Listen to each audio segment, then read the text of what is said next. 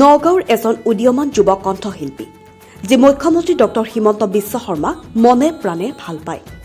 যুৱকজনে কভিড কালৰ সময়ছোৱাত হিমু মামা নামৰ এটি গীত ৰচনা কৰি যথেষ্ট জনপ্ৰিয়তা লাভ কৰাৰ লগতে সামাজিক মাধ্যমত যথেষ্ট ভাইৰেল হৈছিল। যুৱকজনৰ নাম হৈছে লোহিত ওৰফে মৃদুল শইকীয়া। হিমু মামা গীতটিত কণ্ঠ নিগৰাইছিল লোহিত ওৰফে মৃদুল শইকীয়া, লগতে সংগীত পৰিচালনা কৰিছিল বেদাশী শৰ্মাই। ইয়াৰ সমান্তৰালভাৱে পুনৰবাৰ 2024 চনত হিমু মামা 2 নামেৰে এক নৱতম সংযোজন হিচাপে গীত ৰচনা কৰিও জনপ্ৰিয়তা লাভ কৰিছিল যুৱকজনে। কিন্তু মুখ্যমন্ত্ৰীগৰাকীৰ প্ৰতি থকা শ্ৰদ্ধা ভক্তিৰ কাৰণে এখন্তেক মুখ্যমন্ত্ৰীগৰাকীক ওচৰত পোৱাৰ দুৰ্বাৰ হেঁপাহ যুৱকজনৰ। মুখ্যমন্ত্ৰীগৰাকীক ওচৰত পাই নিজৰ মনৰ কথাখিনি প্ৰকাশ কৰাৰ দুৰ্বাৰ হেঁপাহ লোহিত অৰ্থাৎ মৃদুল শইকীয়াৰ।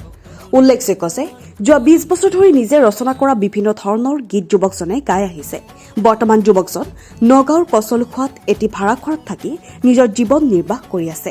এতিয়া মৃদুল শইকীয়াই সংবাদ মাধ্যম যোগে মুখ্যমন্ত্ৰীগৰাকীলৈ এটাই অনুৰোধ কৰিছে, যাতে মুখ্যমন্ত্ৰীগৰাকীক লগত পোৱাৰ যি সপোন, সেই সপোন যাতে বাস্তৱত পৰিণত হয়।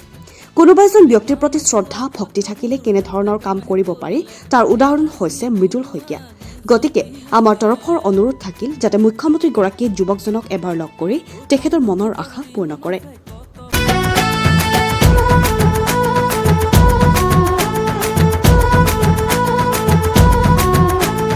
Mama, mama, mama.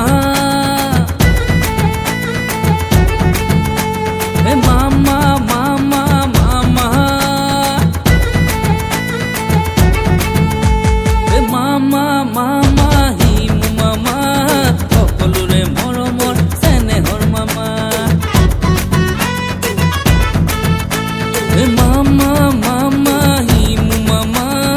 Okolure hidoyor নয়নৰ মামা ও মামাই যি কয় কৰি দেখুৱাই বাকীবোৰৰ তাকে দেখি বুক কপি যায় ও বাল্য বিবাহ ৰোধ কৰি দিলে তাৰ প্ৰমাণ মামা আমাৰ অসমৰ জাতিৰ স্বাভিমান মামা আমাৰ অসমৰ প্ৰাণৰ প্ৰাণ হে মামা মামা হিমু মামা সকলোৰে মৰমৰ চেনেহৰ মামা সকলোৰে হৃদয়ৰ নয়নৰ মামা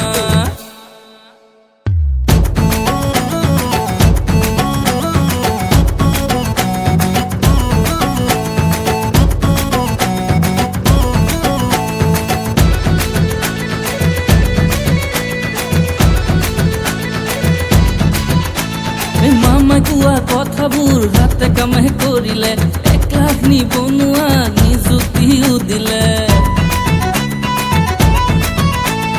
বন্ধন গোটৰ ঋণ মাফে কত সকা দিলে অৰুণোদয় আঁচনিয়ে হাঁহি বিৰিঙালে অ সেইবাবে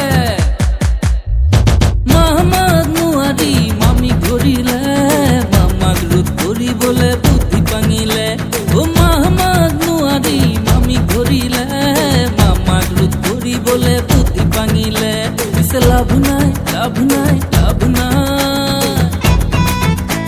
ও মামাৰ পিছত লাগি লাভ নাই মামাক চাই ভোলানাথ আৰু কামাখ্যাই ও মামাৰ পিছত লাগি লাভ নাই মামাক চাই মহাদেৱ গুৰুজনাই মামাই যি কয় কৰি দেখুৱাই বাকীবোৰৰ তাকে দেখি বুকু কপি যায় ও বাল্য বিবাহ ৰোধ কৰি দিলে তাৰ প্ৰমাণ মামা আমাৰ অসমৰ জাতিৰ স্বাভিমান মামা আমাৰ অসমৰ প্ৰাণৰ প্ৰাণ হে মামা মামা হিমু মামা সকলোৰে মৰমৰ চেনেহৰ মামা সকলোৰে হৃদয়ৰ নয়নৰ মামা সকলোৰে মৰমৰ চেনেহৰ মামা।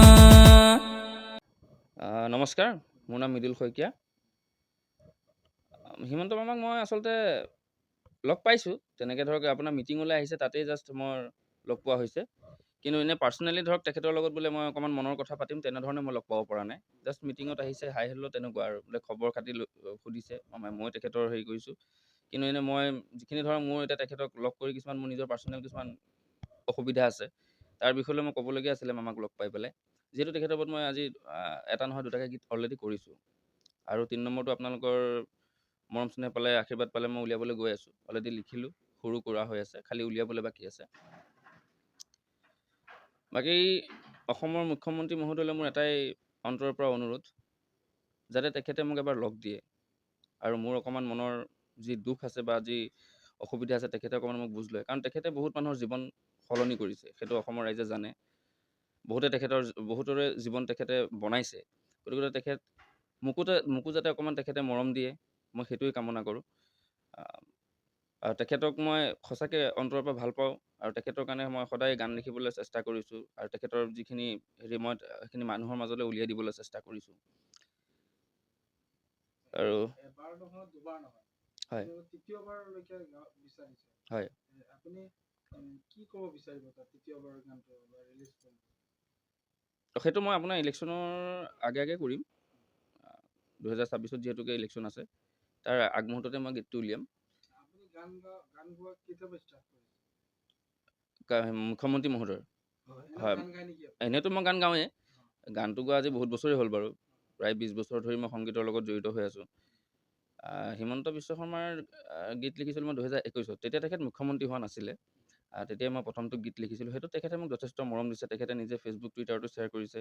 আৰু সেইটো গীত আপোনাৰ KBC মজিয়াত কণ বনেগা কৰ'পতিত অমিতাভ বচ্চনজীৰ মুখতো সেইটো গানৰ বিষয়লৈ প্ৰশ্ন সোধা হৈছিলে। গতিকে কিন্তু তাৰপিছতো মই ধৰক যিখিনি সমাদৰ পাব লাগে সেইখিনি কিন্তু আজিলৈকে মই পাবলৈ সক্ষম হোৱা নাই। গতিকে সেইটোৱে অকণমান মনত দুখ, যাতে মামাই অকণ মোক বুজি পায়।